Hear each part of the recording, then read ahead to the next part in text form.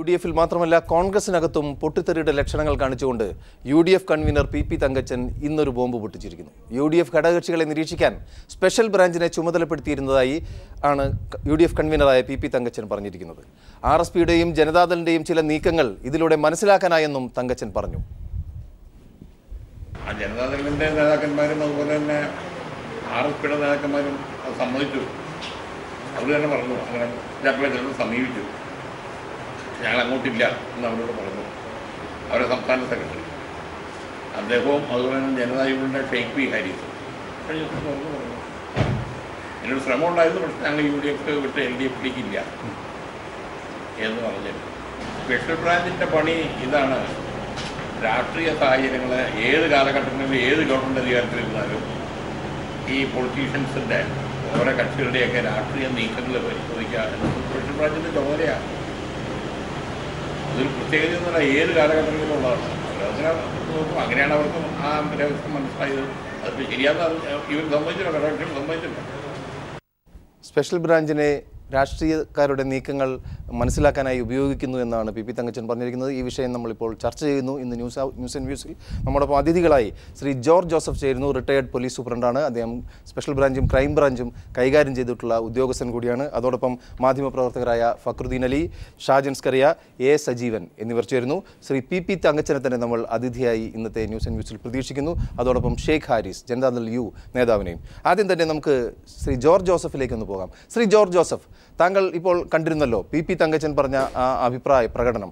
പ്രത്യേകിച്ചും കേരളത്തിൽ രാഷ്ട്രീയ അന്തരീക്ഷം വളരെ കലുഷിതമായിരിക്കുന്ന ഈ ഒരു സാഹചര്യത്തിൽ PP തങ്കച്ചൻ്റെ ഈ ഒരു പ്രസ്താവനയ്ക്ക് അല്ലെങ്കിൽ ഇത്തരം ഒരു അസമയത്തുള്ള ആ അഭിപ്രായ പ്രകടനത്തിന് ഒരുപാട് രാഷ്ട്രീയ മാനം കാണുന്നുണ്ട്.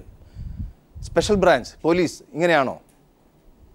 പോലീസ് ഇങ്ങനെ ആയിരിക്കണമെന്നാണ് എൻ്റെ അഭിപ്രായം. കാരണം ഒരു UDF ആയാലും LDF ആയാലും സ്റ്റേറ്റ് ഭരിക്കുന്ന മുഖ്യമന്ത്രിക്കും ആഭ്യന്തരമന്ത്രിക്കും സ്റ്റേറ്റിൽ നടക്കുന്ന രാഷ്ട്രീയ നീക്കങ്ങൾ അപ്പോൾ അറിയേണ്ടതൊരാവശ്യം തന്നെയാണ്. ഭരണം നിലനിർത്തുന്നതിന് ഏത് രാഷ്ട്രീയ പാർട്ടി ആയാലും ശരി ഇത് തന്നെയാണ് സ്പെഷ്യൽ ബ്രാഞ്ചിനെ ഉപയോഗിക്കുന്നത്. ഇതിനകത്ത് ഒരു തൂക്കുമന്ത്രിസഭ വരുന്ന കാലഘട്ടത്തിൽ സമയമാണെങ്കിൽ MLA-മാർക്ക് ചാഞ്ചാട്ടം ഉണ്ടാകാം. ആരൊക്കെ MLA-മാർ അപ്പുറത്ത് ചാടും ഇപ്പുറത്ത് ചാടും, ഇതൊക്കെ ഒരു മന്ത്രിസഭയുടെ നിലനിൽപ്പിന് അത്യന്താപേക്ഷിക ഘടകമാണ്. ഇത് മാത്രമല്ല, സാമ്പത്തിക കാര്യങ്ങളിലും റിലീജിയസ് ആയിട്ടുള്ള കാര്യങ്ങളും നക്സലായാലും ശരി എല്ലാത്തിൻ്റെയും വിവരങ്ങൾ അപ്പോൾ ആഭ്യന്തരമന്ത്രിയും മുഖ്യമന്ത്രിയും അറിഞ്ഞിരിക്കണം. വിജിലൻസിൻ്റെ ഇൻ്റലിജൻസിനെ തലപ്പത്തിരിക്കുന്ന DGP അല്ലെങ്കിൽ ADGP എന്നും രാവിലെ മുഖ്യമന്ത്രിയെയും ആഭ്യന്തരമന്ത്രിയെയും കണ്ട് കാര്യങ്ങൾ അവലോകനം ചെയ്യണമെന്നാണ് ഇൻ്റലിജൻസിൻ്റെ നിയമങ്ങൾ. അല്ല, ചില രാഷ്ട്രീയ പാർട്ടികളുടെ നിലനിൽപ്പിന് വേണ്ടി, അതായത് പോലീസിന്റെ സ്റ്റാൻഡിംഗ് ഓർഡറിലുണ്ടെന്ന് തോന്നുന്നു, ഗവൺമെന്റിന്റെ ആളുകളായി നിൽക്കണമെന്നുള്ളത്. അതല്ലാതെ ഇതിപ്പോൾ ഇതങ്ങനെയല്ലല്ലോ സംഭവിച്ചിരിക്കുന്നത്. പക്ഷേ ഇത് കാര്യത്തിൽ അങ്ങനെയായിരുന്നെങ്കിൽ എനിക്ക് വേറൊരു കാര്യം പറയാനുണ്ടായിരുന്നു.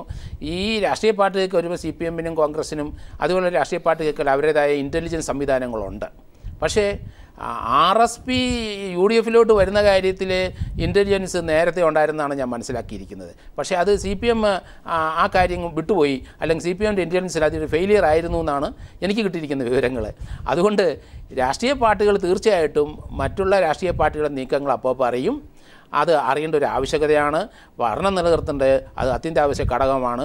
അത് UDF ആയാലും LDF ആയാലും ഈ ഇൻ്റലിജൻസിനെ രാഷ്ട്രീയമായി അവരുടെ നിലനിൽപ്പിന് വേണ്ടി യൂസ് ചെയ്തിരിക്കും. ഒരുപക്ഷേ ശ്രീ ഷാജൻ സ്കറിയയ്ക്ക് കൂടുതൽ ഇതേക്കുറിച്ച് പറയാൻ സാധിക്കുമെന്ന് കരുതുന്നു. പ്രത്യേകിച്ചും KM മാണിക്കെതിരെ കേസെടുത്ത പോലീസാണ്.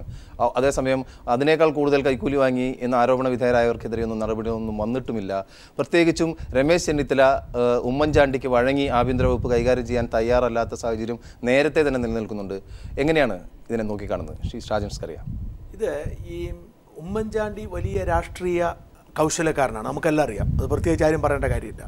പക്ഷേ ആ രാഷ്ട്രീയ കൗശലക്കാരനായ ഉമ്മൻചാണ്ടിയുടെ നീക്കങ്ങളിൽ പറ്റിയിട്ടുള്ള ഏക പിഴവ് ശ്രീ രമേശ് ചെന്നിത്തല ആഭ്യന്തരമന്ത്രിയാക്കി എന്നുള്ളതാണ്.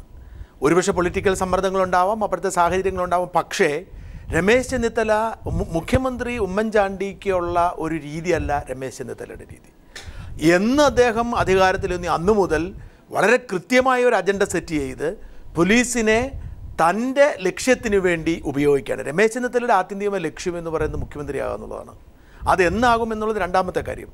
അപ്പോൾ അതിനുവേണ്ടി പോലീസിനെ വളരെ വിദഗ്ധമായി രമേശ് ചെന്നിത്തല ഉപയോഗിക്കുന്ന ഒട്ടേറെ ഉദാഹരണങ്ങൾ നമ്മൾ ചൂണ്ടിക്കാണിക്കാൻ പറ്റും. ഇപ്പം ജോർജ് സാർ പറഞ്ഞ മാതിരി പോലീസിൻ്റെ ചുമതല ഒരുപക്ഷെ പോലീസ് മന്ത്രി അല്ലെ സർക്കാരിനെ സഹായിക്കാൻ എന്നുള്ളത്. പക്ഷേ ഇതിന് ഉള്ള ചില രാഷ്ട്രീയ മാനദണ്ഡങ്ങളുണ്ട്, ചില നിയമങ്ങളുണ്ട്. ഉദാഹരണത്തിന് ഇപ്പം എങ്ങനെ നിരീക്ഷിക്കുന്നു, ഇപ്പം സാറ് ചോദിച്ച ജോർജ് ജോസഫ് സാറ് പറഞ്ഞതിൻ്റെ അകത്തുള്ളൊരു ചോദ്യത്തിൽ എങ്ങനെ പോലീസിനെ ഉപയോഗിക്കുന്നു, ടെലിഫോൺ ചോർത്തിയാണോ? വാസ്തവത്തിൽ ഞാൻ മനസ്സിലാക്കിയെടുത്തോളം നമ്മുടെ സ്പെഷ്യൽ ബ്രാഞ്ചും ഇൻ്റലിജൻസും ഒക്കെ പ്രധാനമായിട്ടും ഉപയോഗിക്കുന്ന അവരുടെ ചില ബന്ധങ്ങളും സൗഹൃദങ്ങളും, പ്രത്യേകിച്ച് പത്രാഫീസുകൾ കയറി ഇറങ്ങുക, ഒപ്പം ടെലിഫോൺ ചോർത്തൽ വളരെ വിദഗ്ധമായിട്ട് കൈകാര്യം ചെയ്യും. എനിക്ക് കൃത്യമായിട്ടറിയാം. ഇത് നമ്മൾ ആലോചിക്കേണ്ട കാര്യം, നമ്മൾ ടെലിഫോൺ ചോർത്തലിൻ്റെ ചരിത്രത്തിലേക്ക് പോയി കഴിഞ്ഞാൽ വലിയ സംഭവമാണ്. പക്ഷേ തികച്ചും നിയമവിരുദ്ധമായ പ്രക്രിയയാണ് ടെലിഫോൺ ചോർത്തൽ എന്ന് പറയുന്നത്. PUCL 1997 സുപ്രീം കോടതി union of India versus PUCL case നമുക്കറിയാം. 1997 സുപ്രീം കോടതി കൃത്യമായ മാനദണ്ഡം ഉപയോഗിച്ചിരുന്നു. CBIയുടെ ചില ടെലിഫോൺ ചോർത്തൽ മാനദണ്ഡങ്ങളുടെ അടിസ്ഥാനത്തിൽ സുപ്രീം കോടതി പറഞ്ഞിരിക്കുന്നത്, ഒന്ന്, ആഭ്യന്തര സെക്രട്ടറിയുടെ ഉത്തരവോടുകൂടി മാത്രമേ ടെലിഫോൺ ചോർത്താവൂ. ജോയിൻറ്റ് സെക്രട്ടറിക്ക് അടിയന്തര സാഹചര്യമാണെങ്കിൽ ചോർത്താം. പക്ഷേ ഇത് സംബന്ധിച്ച് റിവ്യൂ കമ്മിറ്റിയുണ്ട്, ഒരുപാട് മാനദണ്ഡങ്ങൾ. കാരണം എന്താണ്, സുപ്രീം കോടതി പ്രത്യേകം നിരീക്ഷിച്ചിരുന്നു, ഇന്ത്യൻ ഭരണഘടനയുടെ ആർട്ടിക്കിൾ 19(1)യുടെയും 21ൻ്റെയും നഗ്നമായ ലംഘനമാണ് ഇത്. പക്ഷേ ഇപ്പോഴും നമ്മുടെ പോലീസും നമ്മുടെ കേന്ദ്ര സർക്കാരിൻ്റെ പോലീസും നമ്മുടെ സംവിധാനങ്ങളും മുഴുവൻ ഇൻ്റലിജൻസ് എന്ന് പറയുന്ന സംവിധാനത്തെ ഉപയോഗപ്പെടുത്തുന്നത് തികച്ചും നിയമവിരുദ്ധമായ ഈ ടെലിഫോൺ. തീർച്ചയായും നിയമവിരുദ്ധമായ ഒരു നീക്കം തന്നെയാണ്. അതിൻ്റെ സാങ്കേതികത കൂടുതൽ ശ്രീ ജോർജ് ജോസഫിന് പറയാൻ സാധിക്കുമെന്ന് കരുതുന്നു. നമുക്ക് A സജീവനിലേക്കൊന്ന് പോകണം. അതിന് മുമ്പായി സ്വന്തം MLA-മാരെ UDF നേതൃത്വത്തിന് വിശ്വാസമില്ലാതായെന്ന പ്രതികരണവുമായി പ്രതിപക്ഷ നേതാവ് VS അച്യുതാനന്ദൻ ഇന്ന് അഭിപ്രായം പ്രകടിപ്പിച്ചിട്ടുണ്ട്. അതൊന്ന് കണ്ടതിന് ശേഷം ശ്രീ A സജീവനിലേക്ക്. തങ്കച്ചൻ പറഞ്ഞിരിക്കുന്നത് അവരുടെ ഘടകകക്ഷികളെ തന്നെ അവർ വാച്ച് ചെയ്യുന്നു എന്നാണ്. അതിന് ക്രൈംബ്രാഞ്ചിനെ ഏർപ്പാട് ചെയ്തിട്ടുണ്ടെന്നാണ് തങ്കച്ചൻ തന്നെ പറഞ്ഞിരിക്കുന്നത്. ആ ജനതാദളിനെയും RSPയെയും പരിശോധിക്കാൻ വേണ്ടിയിട്ട് ക്രൈംബ്രാഞ്ചിനെ ഏർപ്പാട് ചെയ്തിരിക്കുകയാണെന്ന് കൺവീനർ തന്നെ, UDFൻ്റെ കൺവീനർ തന്നെ പറഞ്ഞിരിക്കുകയാണ്. ശ്രീ A സജീവൻ, താങ്കളുടെ ആദ്യ പ്രതികരണം. അല്ല, ഇത് ന്യായമായിട്ടും വേണമെങ്കിൽ നേരത്തെ ജോർജ് ജോസഫ് പറഞ്ഞ പോലെ സർക്കാരിൻ്റെ നിലനിൽപ്പിന്, ഭരണത്തിൻ്റെ സുഗമമായ പ്രവർത്തനത്തിന് എല്ലാ കാര്യങ്ങളും അന്വേഷിക്കാം. പക്ഷേ അത് ഏതൊക്കെ ആളുകളുടെ അന്വേഷിക്കുന്നുള്ളതാണ് ഏറ്റവും വലിയ പ്രധാനപ്പെട്ട പ്രശ്നം. ചാഞ്ചാടി നിൽക്കുന്ന പാർട്ടികളുടെ കാര്യങ്ങൾ അന്വേഷിക്കുകയും അവരെ ഏതെങ്കിലും രീതിയിൽ കുടുക്കി നിർത്താൻ പറ്റുന്ന സാഹചര്യങ്ങൾ കണ്ടെത്തിയിട്ട് അത് ഉപയോഗിക്കുകയും ചെയ്യുന്നൊരു പരിപാടി എന്ന് പറയുന്നത് തീർച്ചയായിട്ടും അത് ആശാസ്യമല്ലാത്തതാണ്. അതല്ലാതെ ഭരണം മുന്നോട്ടേക്ക് കൊണ്ടുപോകാൻ എന്തെല്ലാം തരത്തിലുള്ള കാര്യങ്ങൾ, ഇപ്പോൾ RSPയുടെയോ അല്ലെങ്കിൽ ജനതാദൾ യുണൈറ്റഡിൻ്റെയോ ഒക്കെ പ്രവർത്തനങ്ങൾ, അവരുടെ നേതാക്കന്മാരുടെ പ്രവർത്തനങ്ങൾ അറിഞ്ഞു വെച്ചതുകൊണ്ട് എന്ത് നേട്ടമാണ് മുഖ്യമന്ത്രിക്കോ ആഭ്യന്തര വകുപ്പ് മന്ത്രിക്കോ ഉണ്ടാവുക? ആവശ്യമുണ്ടാവും. അവരുടെ ആവശ്യം നമുക്കറിയാമല്ലോ. കൃത്യമായിട്ടും KM മാണി LDFൻ്റെ ഭാഗമായി പോകും എന്ന സാധ്യത കണ്ടുകൊണ്ടാണല്ലോ അദ്ദേഹത്തെ കുടുക്കിയിട്ടത്. നമുക്കറിയാം, കൃത്യമായിട്ട് അറിയാവുന്നതാണ്. KM മാണി തന്നെ ഇപ്പോൾ പറയുന്നതനുസരിച്ചിട്ട് അദ്ദേഹത്തിന് ഈ കിങ് പിൻ ആരാണെന്നുള്ള കാര്യം അദ്ദേഹം പലപ്പോഴും സൂചനകളിലൂടെ വ്യക്തമാക്കിയിട്ടുണ്ട്. അപ്പോൾ ഇങ്ങനെ ഒരു ഘടകകക്ഷിയെ വരുതിക്ക് നിർത്താൻ വേണ്ടിയിട്ടാണോ ഈ ഇൻ്റലിജൻസ് സംവിധാനങ്ങൾ ഉപയോഗിക്കേണ്ടത്?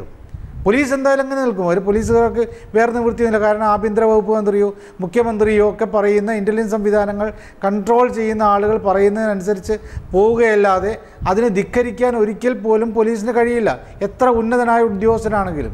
അപ്പോൾ അവർ ആളുകൾ പറയുന്നതിനനുസരിച്ച് ചെയ്യും. പലപ്പോഴും അവരെ പ്രീതിപ്പെടുത്താൻ വേണ്ടിയിട്ട് വേണ്ട രീതിയിൽ കുറേ കൂടി ഉത്സാഹത്തിൽ കാര്യങ്ങൾ തേടിപ്പിടിച്ചു കൊടുക്കും. തേടിപ്പിടിച്ചെടുക്കുന്ന എന്തിനു വേണ്ടി എന്നുള്ളതാണ്.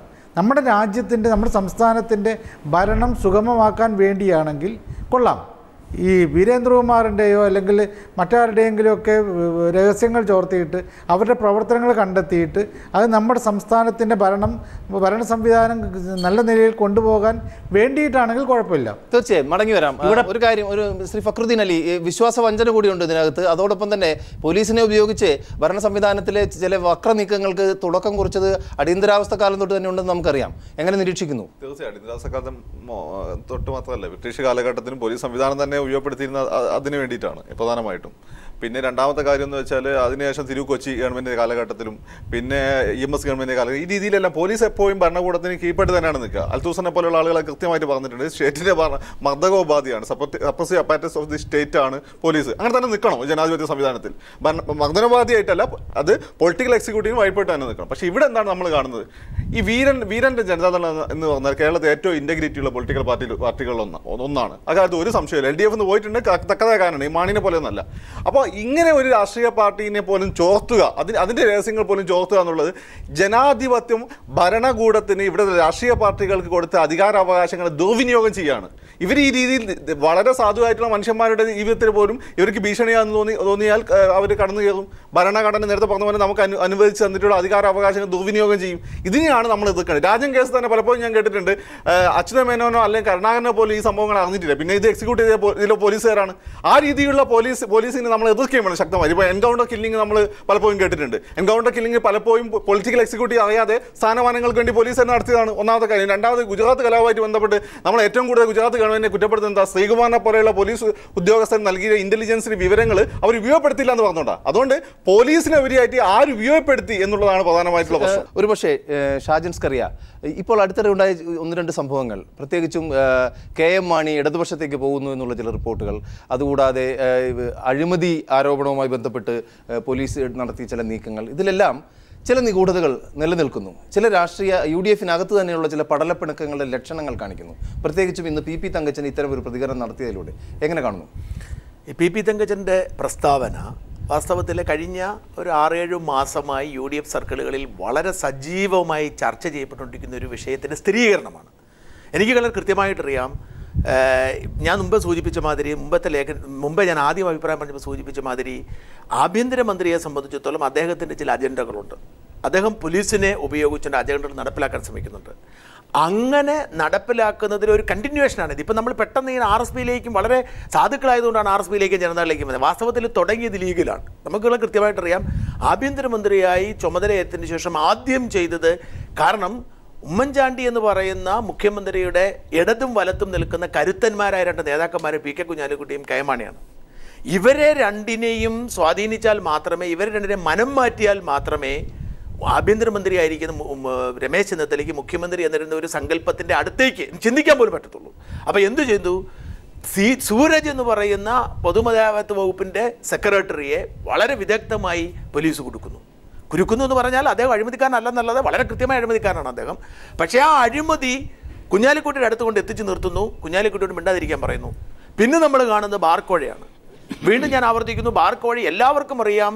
ലൈസൻസ് വെച്ച് താമസിപ്പിക്കുകയും ലൈസൻസ് കൊടുക്കാൻ ബാർഗെയിൻ ചെയ്ത് നടത്തുമ്പോൾ അഴിമതി നടന്നിട്ടുണ്ട്. വളരെ കൃത്യമായിട്ട് അത് KM മാണിയും പൈസ മേടിച്ചിട്ടുണ്ട്. ഈ കോൺഗ്രസിലെ എല്ലാ പാർട്ടികളും ഈ ഭരണത്തിലെ എല്ലാ സംവിധാനങ്ങളും പണം മേടിച്ചിട്ടുണ്ട്. എല്ലാവർക്കും അറിയാം. അതൊരു പക്ഷെങ്കിൽ ഈ ബാർ ഉടമകളും ബാറുകളുമാണ് വാസ്തവത്തിൽ ഈ രാഷ്ട്രീയ പാർട്ടികളുടെ പ്രധാനപ്പെട്ട വരുമാന മാർഗ്ഗങ്ങൾ. പക്ഷേ ഇത് പെട്ടെന്ന് ഒരാളിലേക്ക് ഫോക്കസ് ചെയ്യുകയും ഒരു ബാറുടമ വെളിയിൽ വരികയും അത് വിവാദമൊക്കെ ചെയ്തത് കുഞ്ഞാലിക്കുട്ടിക്ക് ശേഷം ടാർഗറ്റ് ചെയ്യേണ്ടത് KM മാണിയാണെന്നുള്ള ഉത്തമ ബോധ്യത്തെ തുടർന്നാണ്. ഇത് KM മാണി ഇപ്പോൾ സൂചിപ്പിക്കുന്നുണ്ട്. UDF-ൽ ചിലർ ഗൂഢാലോചന നടത്തിയെന്ന് കഴിഞ്ഞ ദിവസവും KM മാണി പറഞ്ഞു. ആരാണ് UDF-ൽ നടത്തിയത് പറയുന്നില്ല. രമേശ് ചെന്നിത്തല തന്നെയാണ്. വളരെ കൃത്യമാണ് രമേശ് ചെന്നിത്തല. ഇതുപോലെ തന്നെ പിന്നീട് അടുത്തതിലേക്ക് എത്തിയ ബാർക്കോഴ എവിടെ എത്തിയത്? ബാർക്കോഴ പിന്നെ എത്തിയ K ബാബുവിലേക്കാണ്. അതൊന്ന് തണുത്തതിൻ്റെ കാര്യം ചെന്നിത്തലയുടെ പേര് വന്നപ്പോൾ. അപ്പോൾ ഇത്തരത്തിൽ പോലീസിനെയും സംവിധാനത്തെയും ദുരുപയോഗം ചെയ്തുകൊണ്ടുള്ള ഒരു സംവിധാനമാണ് ഇപ്പോൾ നിലനിൽക്കുന്നത്. ഇത് മുഖ്യമന്ത്രി തന്നെ തുറന്നു സംബന്ധിച്ചിട്ടുണ്ട് പല കാര്യങ്ങളിലും.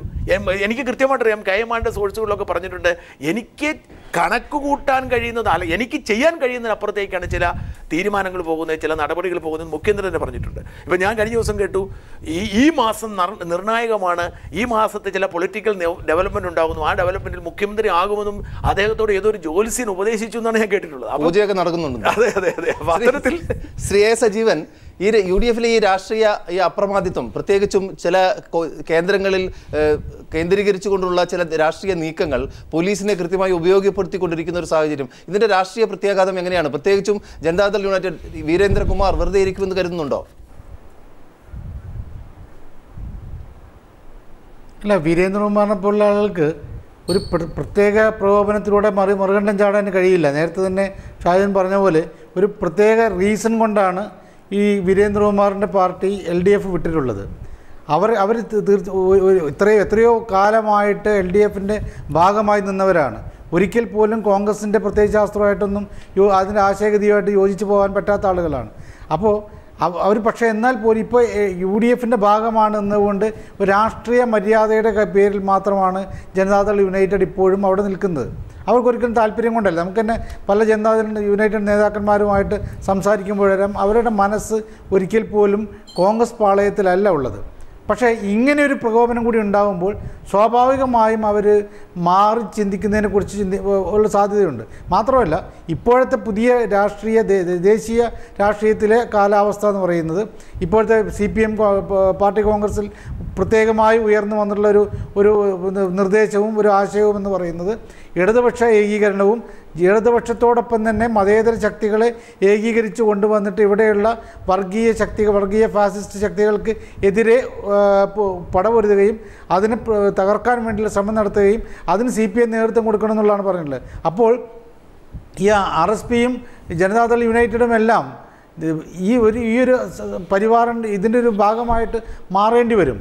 അങ്ങനെ മാറുന്നൊരവസ്ഥ ഉണ്ടാകുന്നതിന് ഒരു സാധ്യത കൂടിയാണ് കേരളത്തിൽ ഈ ഒരു മാറ്റമെന്ന് എനിക്ക് തോന്നുന്നു. മറ്റൊരു ഘട്ടത്തിലേക്ക് വരുന്നതിന് തൊട്ട് മുമ്പായി നമ്മോടൊപ്പം ശ്രീ ജോർജ് ജോസഫ് ഉണ്ട്. അദ്ദേഹത്തിന് കുറച്ചുകൂടി കാര്യങ്ങൾ നമ്മളോട് വിശദീകരിക്കാൻ സാധിക്കുമെന്ന് വരുന്നു. ഇങ്ങനെ ഒരു ചട്ടുകമാക്കി മാറ്റുന്ന ഒരു അവസ്ഥ പോലീസ് ഉദ്യോഗസ്ഥർ എത്രമാത്രം അവരുടെ മൊറയിൽ കാത്തു സൂക്ഷിക്കാൻ സാധിക്കും, പ്രത്യേകിച്ചും ഇത്തരമുള്ള രാഷ്ട്രീയ അസ്ഥിരത നിലനിൽക്കുന്ന സാഹചര്യത്തിൽ? പോലീസ് ഉദ്യോഗസ്ഥന്മാർക്ക് ഇത് ഏത് ഗവൺമെൻറ് വന്നാലും 10-30-35 വർഷം അവർ സേവനം ചെയ്യുന്നതാണ്. അവർക്ക് ഇതൊന്നും പുത്തിരിയാണെന്ന് എനിക്ക് തോന്നുന്നില്ല. അവർക്ക് ഒരു ഗവൺമെൻറ്റിനോട് ഒരു ആത്മാർത്ഥത ഉണ്ടെന്ന് എനിക്ക് തോന്നുന്നില്ല. അവരവരുടെ പ്രൊമോഷനും കാര്യങ്ങളും മാത്രം കിട്ടാൻ വേണ്ടി മാത്രം ചെയ്യുന്നതെന്നല്ലാതെ. പക്ഷേ വേറൊരു കാര്യമുണ്ട്. ഈ KM മാണി ഈ അഴിമതി ആരോപണം അദ്ദേഹത്തിനെ കുരിശിൽ തറച്ചെന്നാണ് ഞാൻ പറയണത്. പക്ഷേ ആ കുരിശിൽ നിന്ന് അദ്ദേഹം ഉയർത്തെഴുന്നേറ്റ് വന്ന പോലെ തോന്നുന്നു. കാരണം 3 മന്ത്രിമാർ ഇതിനെക്കാട്ടിലും എത്രയോ ഇരട്ടി പണം വാങ്ങിച്ചെന്ന് ആരോപിച്ചിട്ട് അവരുടെ പേരിൽ ഒരു കേസെടുക്കാതെ ഒരു കുക്ക് വെരിഫിക്കേഷൻ മാത്രം KM മാണിക്ക് എതിരായിട്ട് നടത്തി അതിനുശേഷം അദ്ദേഹത്തിൻ്റെ FIR എടുത്തു. ബാക്കിയുള്ള 3 മന്ത്രിമാരും KM മാണിയുടെ പേരിൽ ആരോപിച്ചിരിക്കുന്ന 1 കോടി രൂപ എന്നാണ് പറഞ്ഞിരിക്കുന്നത്. പക്ഷേ അത് കൂടി 2 കോടി വാങ്ങിച്ചതും 10 കോടി വാങ്ങിച്ചതും അതേ കാസറ്റിനകത്ത് അതേ രീതിയിൽ തന്നെ ആ ബാർ ഓണേഴ്സ് പറഞ്ഞിട്ടുണ്ട്. പക്ഷേ ആ കാസറ്റിനകത്ത് KM മാണിയെ മാത്രം കുരിശിൽ തറച്ചത് ശരിയായില്ല. അത് ഇൻ്റലിജൻസ് അതിന് റിപ്പോർട്ട് കൊടുത്തിട്ടുണ്ടെന്ന് പറഞ്ഞു. പക്ഷേ ആ ഇൻ്റലിജൻസ് റിപ്പോർട്ട് പലതും പതുക്കും, അതുപോലെ ഇതും പതുക്കി കഴിഞ്ഞു എന്നാണ് ഞാൻ മനസ്സിലാക്കിയിരിക്കുന്നത്. താങ്കൾക്ക് എന്ത് തോന്നുന്നു? KM മാണി രമേശ് ചെന്നിത്തലയുടെ പേര് ഉടൻ തന്നെ വെളിപ്പെടുത്തുമോ? KM മാണി ഈ സംഭവത്തിൻ്റെ ആദ്യമേ പറഞ്ഞിട്ടുണ്ട് ഇതിനകത്തൊരു ഗൂഢാലോചന ഉണ്ടെന്ന്. അത് UDF തന്നെയാണെന്ന് KM മാണി പറഞ്ഞിട്ടുണ്ട്. KM മാണി അതുകൊണ്ട് ഞാൻ വിചാരിച്ച രാഷ്ട്രീയത്തിൽ നിന്ന് അപ്രത്യക്ഷമാകുമെന്ന്. പക്ഷേ ഇതാ ഉയർത്തു വന്നിരിക്കുന്നു. കാരണം KM മാണിയുടെ പേരിൽ ആരോപിച്ചിരിക്കുന്ന 1 കോടിക്ക് പകരം കേസെടുക്കാൻ നിർദ്ദേശിച്ച ആഭ്യന്തരമന്ത്രി 2 കോടി വാങ്ങിച്ചെന്നാണ് ആരോപണം. ആ കാസറ്റിനകത്ത് 10 കോടി K ബാബു വാങ്ങിച്ചെന്ന് പറയുന്നുണ്ട്. പിന്നെ 10 കോടി രൂപ ശിവകുമാർ വാങ്ങിച്ചെന്നും പറയുന്നുണ്ട്. അപ്പം ഞാൻ ഒരു പോലീസ് ഉദ്യോഗസ്ഥനായ എനിക്ക് ശിവകുമാർ 25 ലക്ഷം 25 ആയിരിക്കും. എനിക്ക് എന്തായാലും 3 മന്ത്രിമാർ ഒരുപോലെ ഈ KM മാണി വാങ്ങിച്ച ഒപ്പം തന്നെ 3 മന്ത്രിമാർ പണം വാങ്ങിച്ചിട്ട് ആ 3 മന്ത്രിമാരെ ഒഴിവാക്കി KM മാണിയെ മാത്രം ഒരു കേസിനകത്തോട്ട് കൊണ്ടുവന്നത്. താങ്കളോടൊരു ചോദ്യം പ്രത്യേകിച്ച് സ്പെസിഫിക് ആണ്. ഷാജൻ സ്കറിയ നേരത്തെ ചർച്ചക്കിടയിൽ പറഞ്ഞു ഫോൺ സംഭാഷണങ്ങൾ വരെ ചോർത്തുന്നു. ഉണ്ടോ പോലീസ് വകുപ്പിൽ? ചെയ്യും. അത് പോലീസ് വകുപ്പ് സാറിന് ചെയ്യാറുണ്ട്. അത് ഇപ്പം BSN കുറച്ച് ഗവൺമെൻറ് ഓഫ് ഇന്ത്യയുടെ അവിടുന്ന് കുറേ റെസ്ട്രിക്ഷനൊക്കെ വന്നിട്ടുണ്ട്. എങ്കിലും അത്യാവശ്യത്തിന് ഫോൺ നമ്മൾ ചോർത്താതിരിക്കാൻ ഒക്കില്ല. കാരണം രാഷ്ട്രീയ പാർട്ടികളുടെ നേതാക്കന്മാരുടെ സംഭാഷണങ്ങൾ ചില സന്ദർഭത്തിൽ ചോർത്തിയെന്നും വരും. കാരണം ഇപ്പോഴത്തെ മന്ത്രിസഭയുടെ അവസ്ഥയിൽ ആ ചോർത്തുന്ന വിവരങ്ങൾ അല്ലെങ്കിൽ ആ വിവരം ആഭ്യന്തരമന്ത്രി മുഖ്യമന്ത്രിക്ക് കൊടുക്കുകയില്ലെന്ന് എനിക്ക് സംശയമുണ്ട്. കാരണം ഈ ഇൻ്റലിജൻസ് റിപ്പോർട്ട് മുഴുവൻ ആഭ്യന്തരമന്ത്രിയുടെ കൈവശമാണ് വരുന്നത്. അപ്പം അതിനകത്തൊരു ഫെയിലിയർ ഇപ്പം ഞാൻ കാണുന്നത് ഈ പല വിവരങ്ങളും മുഖ്യമന്ത്രി അറിയുന്നുണ്ടോ, ഇൻ്റലിജൻസിൻ്റെ വിവരം അറിയുന്നുണ്ടോ ഇല്ലയോ എന്ന് എനിക്ക് സംശയമുണ്ട്.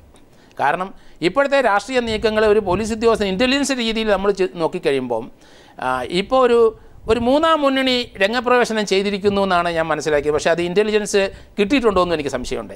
നമ്മൾ ഈ രാഷ്ട്രീയ കാര്യത്തിന് മാത്രമല്ല സാമ്പത്തിക കാര്യത്തിനും നക്സൽ കാര്യത്തിനും റിലീജിയസ് ആയ കാര്യത്തിനൊക്കെ പോലീസ് ഇൻ്റലിജൻസ് യൂസ് ചെയ്യും. ഇതിനകത്തൊരു ടിപ്പിക്കൽ ഞങ്ങൾ ക്ലാസ്സൊക്കെ എടുക്കുമ്പോൾ പറയാറുണ്ടോ, ക്രൂഷേവിൻ്റെ കാലഘട്ടത്തിൽ ക്രൂഷേവ് അമേരിക്കയും തമ്മിൽ ശീതസമരം ഉണ്ടായപ്പം ക്രൂഷേവ് അമേരിക്കയിൽ പോയൊരു സംഭവം ഉണ്ടായിട്ടുണ്ട്.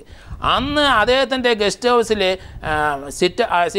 ഫ്ലഷ് ഔട്ട് ചെയ്യുന്ന അദ്ദേഹം ബാത്റൂമിൽ പോകുന്നത് അത് കളക്ട് ചെയ്തിട്ട് അതിനകത്ത് ഇദ്ദേഹത്തിന് എന്താണ് രോഗം, എത്ര നാൾ ക്രൂഷേവ് അവിടെ നിലനിൽക്കും എന്ന് അവർ കണ്ടെത്തിയിട്ടുണ്ടായിരുന്നു.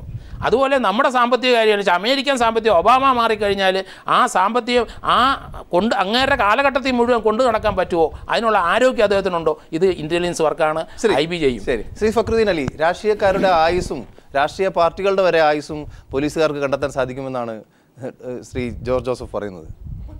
അമേരിക്കയിലൊക്കെ കൃത്യമായിട്ട് അതിനുള്ള സംവിധാനങ്ങളുണ്ട്, ഇന്ത്യയിലും അങ്ങനെ വന്നുകൊണ്ടിരിക്കുകയും ചെയ്യുന്നുണ്ട്. ഞാൻ വേറൊരു കാര്യം പറയാം, ഈ ഇൻ്റലിജൻസ് ഈ ചോർത്തുന്നതിനെ നമ്മൾ പൂർണ്ണമായിട്ടും തള്ളിക്കളയേണ്ട എന്നുള്ള അഭിപ്രായക്കാരനാണ് ഞാൻ. ഉദാഹരണമായി ഒരു രാഷ്ട്രീയക്കാരനാണ് ഷിവാനിലുള്ള ബീഹാറിലെ ഷിവാനിലുള്ള ജനതാദളിൻ്റെ MP ആയിരുന്നു ഷിഹാബുദ്ദീൻ.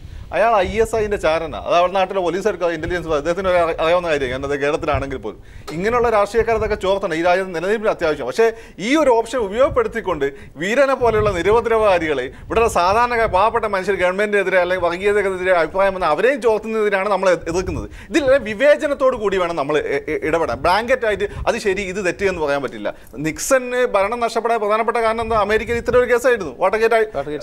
അപ്പം ഈ ഒരു സാഹചര്യം പിന്നെ പുരോഗമന ജനാധിപത്യ സമൂഹത്തെ എത്രത്തോളം നമുക്ക് പോലീസിനെ ഈ രീതിയിലൊക്കെ ഉപയോഗിക്കാൻ പറ്റും എന്നതിന് ചില മാനദണ്ഡങ്ങൾ വേണം, ചില കൺസെന്റ് വേണം. ആ കൺസെന്റ് ലംഘിക്കപ്പെട്ടാൽ ശക്തമായ നടപടികൾ എടുക്കണം. അല്ലാതെ നമുക്ക് കട്ട് ആൻഡ് റൈറ്റ് ആയിട്ട് നോ യെസ് എന്ന് ഇവിടെ പറയാൻ പറ്റില്ല. ഇതിലെ ഈ ഒരാളുടെ വ്യക്തി സ്വകാര്യത എന്ന് പറയുന്നത് നിഷേധിക്കപ്പെടുന്ന സാഹചര്യം എന്നാണ് ഷാജൻ സ്കറി നേരത്തെ സൂചിപ്പിച്ചത്. അല്ല, അതാണ് ഞാൻ പറഞ്ഞത്. അബ്സല്യൂട്ട്ലി നമ്മൾ നോക്കുമ്പോൾ ആ ഒരു പ്രശ്നമുണ്ട്. അതേസമയം ഈ ഷിവാൻ MP, ഞാൻ പറഞ്ഞു ഷിഹാബുദ്ദീൻ എന്ന് പറഞ്ഞിട്ടുള്ള ചന്ദ്രശേഖർ എന്ന് പറഞ്ഞിട്ടുള്ള പിന്നെ നെക്സൽ അല്ല അയാൾ, പിന്നെ ഒരു പുരോഗമന സ്റ്റുഡൻസ് വിങ്ങിന്റെ നേതാവായിരുന്നു ബീഹാറിലുള്ള. അയാളെ വെടിവെച്ച് വന്ന കേസിലെ പ്രതിയാണ്. മാത്രമല്ല ഇയാൾക്ക് ദാവൂദ് ഇബ്രാഹിം ഉൾപ്പെടെ സകല ആളുകളായിട്ട് ബന്ധമുണ്ട്. പാകിസ്ഥാനിൽ 2 മുസ്ലിങ്ങളെയാണ് ഇന്ത്യയിൽ അവർ മുസ്ലിങ്ങളായിട്ട് അംഗീകരിച്ചിട്ടുള്ളത് ഞാൻ കേട്ടത്. ഒന്ന് ദാവൂദ് ഇബ്രാഹിമാണ്, ഒന്ന് ഈ ഷിവാൻ MP ആണ്. പാകിസ്ഥാന് വേണ്ടി നിലകൊള്ളുന്നത്. നമുക്കറിയാം, കേന്ദ്രമന്ത്രിയുടെ മുറിയിൽ വരെ ക്യാമറ വെച്ച ചരിത്രമുണ്ട്. ഇപ്പോൾ സുഭാഷ് ചന്ദ്രബോസ് മരിച്ചോ ഇല്ലയോ എന്നുള്ള ഇന്റലിജൻസ് ഇപ്പോഴും കോൺഗ്രസിന്റെ ഒരു പാരമ്പര്യം. കോൺഗ്രസ് ഈ കാര്യത്തിൽ മാത്രമല്ല, കോൺഗ്രസ് നെഹ്റുവിന്റെ കാലഘട്ടത്തിൽ വരെ ഇന്റലിജൻസിനെ ബ്രിട്ടീഷുകാർ ഉപയോഗപ്പെടുത്തിയതിനെക്കാട്ടും നന്നായിട്ട് ഉപയോഗപ്പെടുത്തിയ ആളുകളാണ്. മലയാറ്റൂർ രാമകൃഷ്ണൻ അദ്ദേഹത്തിന് നോവൽ പറഞ്ഞിട്ടുണ്ട്. ഏതൊരു രാജാവ്, ഇന്റഗ്രേറ്റ് ചെയ്ത ഇന്ത്യയിലെ ഒരു രാജാവ്, അദ്ദേഹത്തിന് ഒരു പാരലായിട്ടുള്ള തപാൽ സംവിധാനം ഉണ്ടായിരുന്നു. ആ തപാൽ സംവിധാനത്തെ പ്രത്യേകത വെച്ചാൽ കുറെ പ്രാവുകൾ, ഈ പ്രാവുകൾ ഉപയോഗിച്ചുകൊണ്ട് അദ്ദേഹത്തെ ആരും ആയിട്ട് കമ്മ്യൂണിക്കേറ്റ് ചെയ്തു. ജവഹർലാൽ നെഹ്റു ഒരു ഡോക്ടറെ വിട്ടിട്ട് ഈ പ്രാവുകൾക്കെല്ലാം തന്നെ വിഷം കൊടുത്ത് കൊന്നു എന്നാണ് മലയാറ്റൂർ രാമകൃഷ്ണൻ മറ്റേ പറഞ്ഞിരിക്കുന്നത്. ഇങ്ങനെയുള്ള സംവിധാനം കോൺഗ്രസ് എല്ലാ കാലത്തും ഉപയോഗപ്പെടുത്തി. ഒരു കാര്യം ശ്രീ ജോർജ് ജോസഫ് പറഞ്ഞ ഒരു പോയിന്റിൽ പിടിച്ചാണ് ഞാൻ ചോദിക്കുന്നത്. ഈ പോലീസുകാരൊന്നും ലോയൽ അല്ല, അവരൊരിക്കലും വിശ്വസ്തരൊന്നും അല്ല. അവർ കാലാകാലങ്ങളിൽ അവരുടെ പ്രൊമോഷന് വേണ്ടി മറ്റു കാര്യങ്ങൾക്ക് വേണ്ടിയാണ് ചെയ്യുന്നത്. എന്നോട് തന്നെ ഒരു സ്വകാര്യ സംഭാഷണത്തിൽ ഒരു പോലീസ് ഓഫീസർ പറഞ്ഞത്, CPIMന്റെ ഏരിയ സെക്രട്ടറിമാരൊക്കെ പറഞ്ഞാൽ ഞങ്ങൾ ഒരു പക്ഷേ കേൾക്കും, അനുസരിക്കാൻ ചിലപ്പോൾ ബാധ്യസ്ഥരാകും. അതേസമയം UDF-ൽ ഒരാളെയും ഞങ്ങൾ വകവയ്ക്കത്തില്ല. അതൊരു രാഷ്ട്രീയ പാപ്പരത്വം കൂടിയാണ്. ആ ഒരു സാഹചര്യത്തിൽ രമേശ് ചെന്നിത്തല പോലെ വളരെ ബുദ്ധിമാനായ ഒരു നേതാവ് KPCC പ്രസിഡന്റ് സ്ഥാനം വേണ്ടെന്ന് വെച്ചാൽ ആഭ്യന്തരമന്ത്രിയാകുന്നു. ഇനി അദ്ദേഹത്തിനും ഭീഷണിയുണ്ട്. അദ്ദേഹം മുഖ്യമന്ത്രിയാകുമ്പോൾ ആഭ്യന്തരമന്ത്രി സ്ഥാനം വേറെ ആൾ കൊടുക്കേണ്ടി വരില്ലേ? ഇല്ലല്ല, അത് ഈ രാഷ്ട്രീയത്തിൻ്റെ ഒരു വലിയ പ്രശ്നമാണ്, ഒരു പ്രതിസന്ധിയാണിത്. പക്ഷേ ഇവിടെ പ്രശ്നം എന്താ വെച്ചാൽ ഉമ്മൻചാണ്ടി അല്ലെങ്കിൽ AK ആന്റണി, ഇവർ രണ്ടുപേരും അല്ലെ കരുണാകരൻ, ഇവരൊക്കെ സ്വാഭാവികമായ മുഖ്യമന്ത്രികളായിരുന്നു. അപ്പോൾ നമ്മൾ ശ്രദ്ധിക്കേണ്ട കാര്യം വെച്ചാൽ സ്വാഭാവികമായി മുഖ്യമന്ത്രിയാകാൻ പറ്റുന്നവർക്ക് കുറച്ചുകൂടെ സർവൈവ് ചെയ്യാൻ പറ്റും. അപ്പോൾ അങ്ങനെ സ്വാഭാവികമായ മുഖ്യമന്ത്രി സ്ഥാനാർത്ഥി അല്ലാത്തവർക്ക് ഇൻ്റലിജൻസിൻ്റെയും കുതന്ത്രങ്ങളുടെയും ഒക്കെ സപ്പോർട്ട് വേണ്ടി വരും. അപ്പോൾ ഈ സപ്പോർട്ടാണ് ഇദ്ദേഹത്തെ സംബന്ധിച്ചോളം കയറിപ്പറ്റുക. ഞാൻ നേരത്തെ സൂചിപ്പിച്ചൊരു വസ്തുത എന്താ വെച്ചാൽ, ഉമ്മൻചാണ്ടിയെ പോലൊരു അധികായൻ്റെ മുമ്പിൽ ഇപ്പോൾ അടുത്ത തെരഞ്ഞെടുപ്പിൽ വരെ അദ്ദേഹം നീണ്ടുപോയി കഴിഞ്ഞാൽ ഉമ്മൻചാണ്ടി നേതൃത്വം കൊടുക്കും. എങ്ങാനും ഒരിക്കൽ കൂടി ഉമ്മൻചാണ്ടി അധികാരത്തിൽ കഴിഞ്ഞ് രമേശ് ചെന്നിത്തലയ്ക്ക് പിന്നെ ഒരു ഭാവിയില്ല. അപ്പോൾ അതുകൊണ്ട് തന്നെ അതിനാണ് ജോർജുമായിട്ട് ബന്ധപ്പെട്ടും ഒരുപാട് കൂടെ നേരെ കഴിഞ്ഞ ദിവസം ഞാൻ സൂചിപ്പിച്ചത്. അപ്പം അവസാനത്തെ 6 മാസമെങ്കിലും കേരളത്തിൻ്റെ മുഖ്യമന്ത്രിയാകുക, ഈ അജണ്ടയ്ക്ക് വേണ്ടിയിട്ട് അദ്ദേഹം പോലീസിനെ ഉപയോഗിക്കും. വളരെ കൃത്യമായിട്ട് ഇരിക്കാം. ടെലിഫോൺ ചോർത്തൽ എനിക്ക് കൃത്യമായി, ഞാൻ UDF-ലെ പ്രധാനപ്പെട്ട ചില നേതാക്കൾ ഈ ബാർക്കോഴ വിവാദവുമായി ബന്ധപ്പെട്ട് കേരള കോൺഗ്രസിലെ ചില വളരെ പ്രമുഖ നേതാക്കന്മാരോട് ഞാൻ തുറന്നു പറയാം, ജോസ് കെ മാണിയോട് വരെ ഞാൻ ടെലിഫോണിൽ സംസാരിച്ചു തുടങ്ങുമ്പോൾ അദ്ദേഹം പറയുന്നത് എന്താണെന്നറിയാം, എന്നോട് ഒരിക്കൽ പറഞ്ഞത്, ഈ ഫോണിൽ സംസാരിക്കേണ്ടെന്ന് പറഞ്ഞത്. അപ്പോൾ എന്താണ്, ചോർത്തുന്നു എന്നുള്ള ഭയം അല്ലെങ്കിൽ കൃത്യമായ വിവരം അദ്ദേഹത്തിനുണ്ടെന്നുള്ളതാണ്. അപ്പം ഈ പോലീസ് സംവിധാനത്തെ ഉപയോഗിച്ചുകൊണ്ട് എങ്ങനെ നീങ്ങുന്നു എന്ന് കരുതിക്കൊണ്ട് ചെയ്യുന്നൊരു സംവിധാനം എത്രമാത്രം നിലനിൽക്കും, ഞാൻ മുമ്പ് പറഞ്ഞതാ രാഷ്ട്രത്തിൻ്റെ നിലനിൽപ്പിന് ആവശ്യമാണെന്ന് അലി പറയുന്നുണ്ട്. പക്ഷേ നമുക്ക് അത്യന്തികമായി വേണ്ട നമ്മുടെ കോൺസ്റ്റിറ്റ്യൂഷനാണ്. ലിബർട്ടി ഓഫ് ഒരു പൗരൻ്റെ ലിബർട്ടി, റൈറ്റ് ടു ലൈഫ്. ഈ 2 കാര്യങ്ങളും അത് സുപ്രീം കോടതി അനുവദിച്ചിട്ടുള്ള, കോൺസ്റ്റിറ്റ്യൂഷൻ അനുവദിച്ചിട്ടുള്ളത്. ഈ 2 വസ്തുതകളും കഴിഞ്ഞേ മറ്റു കാര്യങ്ങളുള്ളൂ. നമുക്ക് നമ്മുടെ വ്യക്തി സ്വാതന്ത്ര്യം, ആ വ്യക്തി സ്വാതന്ത്ര്യം ദുരുപയോഗം ചെയ്യപ്പെടുന്നുണ്ടോ, അല്ലെങ്കിൽ രാഷ്ട്രത്തിന് സുരക്ഷയെ ബാധിക്കുന്നുണ്ടോ? രാഷ്ട്രത്തിന് ഇപ്പോൾ നേരത്തെ പറഞ്ഞ മാതിരി ആ ഒരു നേതാവ് പാകിസ്ഥാന് വേണ്ടി പ്രവർത്തിക്കുന്നുണ്ടെങ്കിൽ കൃത്യമായ നിയമമുണ്ട് നമുക്ക്. ആ നിയമത്തിൻ്റെ അടിസ്ഥാനത്തിൽ അദ്ദേഹത്തെ പിടിക്കാനും നടപടിയെടുക്കാനും ഉണ്ടാവണം. പക്ഷേ ഈ ടെലിഫോൺ ചോർത്തുക അല്ലെങ്കിൽ ഇത്തരത്തിലുള്ള നിയമവിരുദ്ധമായ പ്രക്രിയകൾ കൂടി ഒരു പൗരൻ്റെ വ്യക്തി സ്വാതന്ത്ര്യത്തെയും വ്യക്തി ജീവിതത്തെയും കടന്നാക്രമിക്കുന്നത് ഒരു രാഷ്ട്രതലവിനും ഒരു രാഷ്ട്രത്തിന് നല്ലതല്ല, ജനാധിപത്യത്തിന് നല്ലതല്ല. ഞാൻ പറഞ്ഞു വന്ന മറ്റൊരു കാര്യമാണ് എന്ന് വെച്ചാൽ ഇപ്പം ഈ ഷിഹാബുദ്ദീൻ എന്ന് പറഞ്ഞിട്ടുള്ള MP ഇയാളെ പറ്റി വന്ന തമാശ ഞാൻ പറഞ്ഞത്. നമ്മളെ പിന്നെ വാസുദേവൻ നായർ ഇവിടെ MP ആയിരുന്ന സമയത്ത് അന്ന് ഇയാളും MP ആണ്. വാസുദേവൻ നായർ ഡൽഹിയിൽ ഒരു വണ്ടിയിൽ MP-യുടെ സ്റ്റിക്കർ കൊടുത്തു. കേരളത്തിലൊരു വണ്ടിക്കും കൂടി അദ്ദേഹം ഈ സ്റ്റിക്കർ ചോദിച്ചു. അന്ന് പാർലമെൻറ്റിലുള്ള ആളുകൾ പറഞ്ഞതാണ്. അവർ പറഞ്ഞതെന്ന് വെച്ചാൽ ഞങ്ങൾക്ക് ഈ വാസുദേവൻ നായർക്ക് ഇത് കൊടുക്കുന്നതിന് പ്രശ്നമില്ല, പക്ഷേ ഈ ഷഹാബുദ്ദീൻ ഇവിടെ MP ആണ്, ഇവനിത് മേടിച്ചുകൊണ്ട് തീവ്രവാദികൾ കൊടുത്ത് അവന്മാർ ഇവിടെ നിന്ന് പൊട്ടിക്കും. കാരണം ഇത്തരമുള്ള ആളുകളെ പറഞ്ഞത് ഈ ലിസ്റ്റിലുള്ള ആളുകൾ എന്ന് വെച്ചാൽ ഞാൻ സ്റ്റേറ്റിന് കുറച്ചുകൂടി നല്ല ഉദ്ദേശം വേണം, സദുദ്ദേശത്തോടു കൂടി വേണം ചെയ്യണം. അല്ലാതെ ഇപ്പോൾ ഇദ്ദേഹത്തിൻ്റെ എൻ്റെ ഒന്നും ഫോൺ ചോർത്തുന്ന രീതിയിലുള്ള ഇടപെടലല്ല ഞാൻ ഉദ്ദേശിച്ചത്. അങ്ങനെയുള്ള ആളുകളെ എന്ന് വെച്ചാൽ ഇത്തരം രാജ്യത്തിന് ഭീഷണിയാവുന്നു എന്ന് കൃത്യമായി ബോധ്യമുള്ള ആളുകളെ ഒരുപാട് അവരുടെ ചോർത്തേണ്ടി വരും. സ്റ്റേറ്റിന്റെ ആവശ്യകതയായി വരും. അത് ചൈന ആയാലും ഇന്ത്യ ആണ് സൗദി അറേബ്യ ഏത് രാജ്യമാണെങ്കിൽ അല്ലാതെ നിലനിൽക്കാൻ പറ്റില്ല. പക്ഷെ അത് വിചാരിച്ച് സാധാരണക്കാരൻ ഇവിടെ 99% എന്ന സാധാരണക്കാരന്റെ വ്യക്തിജീവിതത്തിൽ പീപ്പിംഗ് ചെയ്യാൻ പാടില്ല. അല്ല, നമുക്കിനി വളരെ പ്രധാനപ്പെട്ട ഒരു കാര്യം കൂടി ഈ ചർച്ചയ്ക്കിടയിൽ മുന്നോട്ട് വരേണ്ടതുണ്ട്. പോലീസിന്റെ ഇന്റലിജൻസ്, നമ്മുടെ സാമാന്യ ജനം തന്നെയാണല്ലോ പോലീസും അവരെ തന്നെയാണല്ലോ പ്രതിനിധാനം ചെയ്യുന്നത്. ജനതാദളിന്റെ RSPയുടെ നീക്കങ്ങൾ മനസ്സിലാക്കുന്നത് വഴി, സ്പെഷ്യൽ ബ്രാഞ്ച് സ്ഥിരമായി ഉപയോഗപ്പെടുത്തുന്നത് വഴി, അതുവഴി ഇപ്പോൾ PP തങ്കച്ചൻ ഇപ്പോൾ ഇത് പറയുന്നത് വഴി എന്താണ് സംഭവിക്കുന്നത് കേരള രാഷ്ട്രീയത്തിൽ? ശ്രീ A സജീവൻ.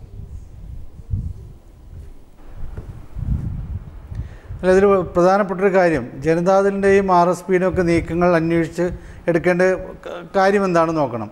അതിനേക്കാളൊക്കെ പ്രധാനപ്പെട്ട ഒന്നുണ്ടല്ലോ, നമ്മുടെ ഇവിടെ ഇപ്പോൾ അഴിമതി പ്രശ്നം ഉണ്ടായിരുന്നു, ബാർക്കോഴ പ്രശ്നം, സരിത പ്രശ്നം, ഇതുമായിട്ട് ബന്ധപ്പെട്ട കുറേ മന്ത്രിമാരുമായി ഉള്ള ബന്ധങ്ങളൊക്കെ ഉണ്ടല്ലോ.